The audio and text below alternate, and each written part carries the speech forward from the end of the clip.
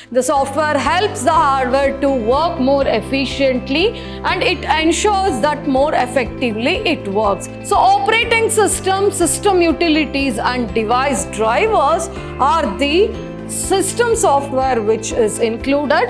Assembler, compiler and the interpreter are the three translators what we have, which comes under the programming tools.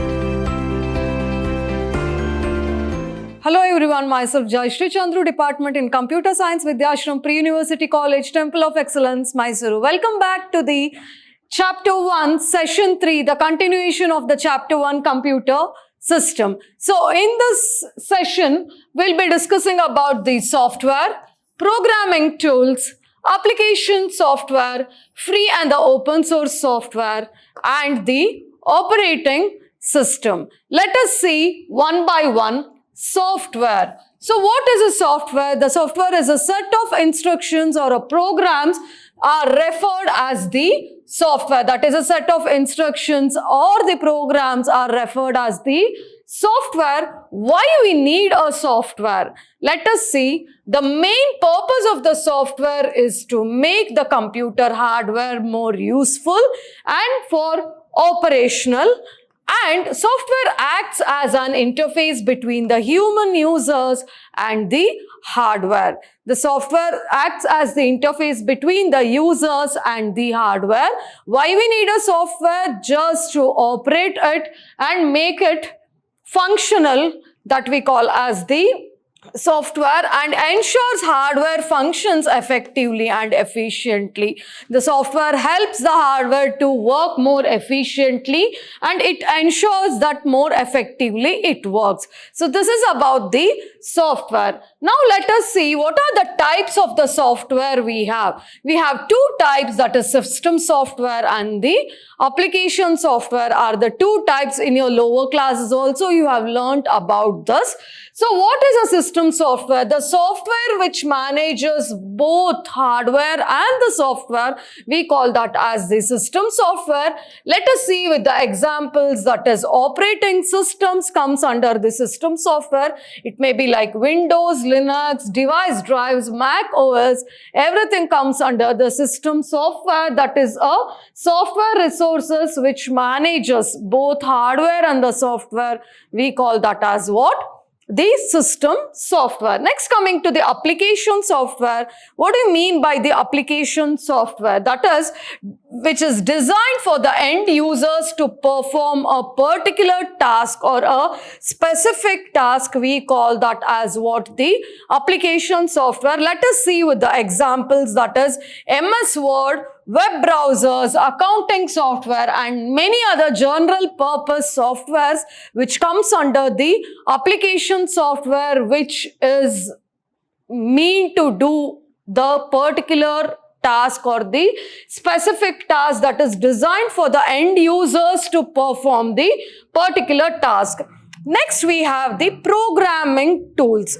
What is a programming tools? The tools which are used to write programs, we call that as the programming tools. Here we have some of the examples like compilers, interpreters and code editors are some of the examples of the programming tools, and many other programming tools also we have. So these are the types of the software. Next, coming to the programming language translator, that is the system software. How exactly it will work? Let us see. So the software which provides the basic functionality that to operate the computer by interacting with the user, we call that as what? The system software which is interacting directly with the hardware is termed as what? The system software. In the types of the software already we have discussed. So what exactly the system software will include? Let us see here. So operating system, system utilities and device drivers are the system software which is included. That is, it is an interface between the user and the computer. We call that as what? The operating system, that is monitors and the controls the hardware and the software of the computer system. Next, system utilities. These are the software which is used for maintaining and configuring the computer system. System utilities, these are the software which are used for maintaining and configuring the computer system. We call that as what? The system utilities. Next, we have our device drivers, which ensures the proper functioning of the particular device. We call it as what? The device drivers. And here you can see the types of the system software, how it manages. It is just a block diagram. Okay, here you can see the programming language translator, utilities, operating system, device drivers, firmware and BIOS and the other things. Everything is connected to the types of the system software. These are the types of the system software, how well it manages, and the bridge between the hardware resources and the computer system is called as what? The system software. So next, let us understand what are the programming tools, how it will help us. So which converts the high level language to the machine language, which requires to translate and code editors. We call that as what? The programming tools. A classification of a programming tools is low level language and the high level language. So next, let us see which are the programming tools we are using just to translate from machine language from high level language to the machine language. Let us understand. So before understanding this language translators, here you can see how the language translator, the code in the high level language, we call that as a source code, and language translator is a mediator. Then it will convert to the machine code, that is the object code, translator to convert the source code into the object code. We have a translators, how it will convert from high level to the machine language. Let us see. Assembler, compiler and the interpreter are the three translators what we have, which comes under the programming tools, which is help to translate the code. And input, that is assembly language, high level language and high level language. Let us see one by one. Assembler, that is the input is the assembly language, that is the output is a machine code, which converts the mnemonics into the binary instructions and CPU specific. And compiler, from high level to the machine code, converts the whole program at once and has a fast execution after compilation. Next, we have an interpreter, which executes line by line from high level to the machine language, that is translates and executes one line at a time, and it is needed every time the program has to run. So these are about the programming tools and the language translators. Next, let us see the one more programming tools, that is programming development tools, that is text editor, debugger, IDE, integrated development environment. So these are some of the other programming tools. So what exactly this text editor will do, let us see. Used to write and save the source code, that we call it as what? The text editor. The very commonly used text editor is your Notepad, of course WordPad also. Next, debugger. What does debugger? It will fix the errors, that is debugs or detects the errors and it will fix the errors. Errors we call in our language, we call that as the bugs, or as we all know that in the code. Next, we have a IDE, integrated development environment. So combines the editor, compiler, interpreter, debugger in one interface. We call that as the IDE, which makes the coding easier and more efficient. And also the examples of IDE is Python, NetBeans, Eclipse, Atom and many other languages IDE which comes under. Okay, so the integrated development environment. So this is about the programming tools. Next, let us see what is application software means. Till now we have learnt about the system software. Under system software, what are the programming tools we have, how those programming tools which helps the code to translate from high level to the machine language we learned. Now let us see what is a application software. So here the examples also you're seeing many application softwares, and let us understand what exactly the application software. As we discussed earlier, that is application software which ensures and which is designed to do the particular task under specific tasks. Okay. So application software which refers to the software that performs a specific functions of a user, and the two broad categories of the application software is your general purpose and the customized. What is this general purpose and the customized? Let us understand. General purpose software, it is developed for the generic purpose, that is for the application later to the bigger audience in general. We call that as what? The general purpose software. Next, customized software, the software that are developed to meet the requirements of a specific organization or an individual. We call that as what? The customized software. So these are the two categories which is broadly divided into, that is from the application software. So next we have open source free softwares. So which are the open source free softwares? Let us see.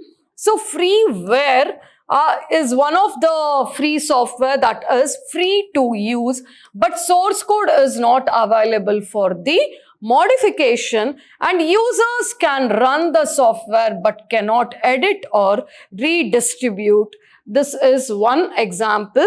So the example you can see the Skype and the Adobe Reader, which comes under the free and the open source software.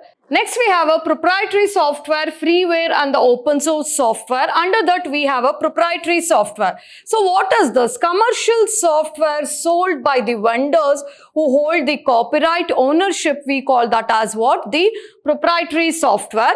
Users must purchase a license to use it. It is not free. The source code is hidden and modifications are prohibited in the proprietary software. Let us see with the examples. Microsoft Windows, Tally, ERP, Quick Heal, and antivirus, which comes under the proprietary software, which is a license. It is not free. The user has to purchase it, and source code is hidden. Modifications are prohibited. The examples like Office, that is a Microsoft Windows, Tally, ERP, Quick Heal, antivirus are some of the examples. So next we have a open source software. What do you mean by a open source software? That is which is freely available with the source code and open for any kind of modifications. We call that as what? The open source software, which encourages collaboration, learning and improvement by the user community. So let us see with the examples here. Linux, LibreOffice, Python are some of the open source software. The software license type which determines what the users can or cannot do with the software. So this is about the open source software. So next, let us understand what is an operating system.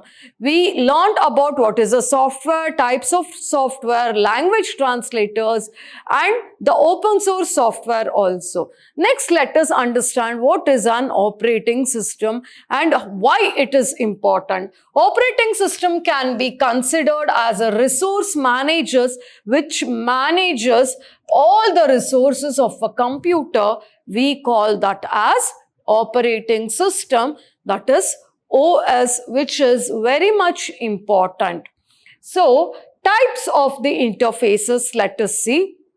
So types of the interfaces, like we have a command-based interface, graphical user interface, touch-based interface, voice-based interface, and gesture-based interface. So these are the types of the user interfaces. One by one, let us discuss. Command-based interface, which requires the user to enter the commands to perform each and every task, which comes under the command-based interface. Next, coming to the graphical user interface, users interact through the icons and the visual indicators, we call that as what? The graphical user interfaces. What are the icons you're seeing on the desktop? It is a graphical user interface icons. So which is visually identified and represented the visual indicators through the icons. Touch-based interface, users interact through the touch inputs. We call that as what? The touch-based interface. Voice-based interface, of course, which interact through the voice commands, whatever the commands we give. That is a voice-based interface. Gesture-based interface, interaction through the gestures like waving or tilting or any other gestures. We call that as what? The gesture-based interface. So these are some of the types of the interfaces which comes under the operating system. Now let us understand the functions of the operating system. What are the functions will include in the operating system? How well it will manage each and every function of the computer. Let us see. The process management, memory management, file and the device management. One by one, let us discuss the process management. It manages the multiple processes which is processing in the computer. It may be the location, resources, exchange of the data and the information it may be. Next, we have the memory management. Allocating and take a memory from running process comes under the memory management. Next, we have a file management. Creating, updating, deleting and protecting the files in the secondary storage devices or secondary memory, which comes under the file management. Next, we have a device management, that is allocates, deallocates the device effectively. So these are some of the functions of the operating system. Last but not the least, the conclusion of this chapter is it comprises of several components of software and which work together to perform the particular task very efficiently and effectively. Understanding all these fundamentals of the computer system, how it is designed, what is the working of the computer system, why it is important, it is very crucial for the technology to work efficiently and effectively. So this ends the computer system chapter. Thank you.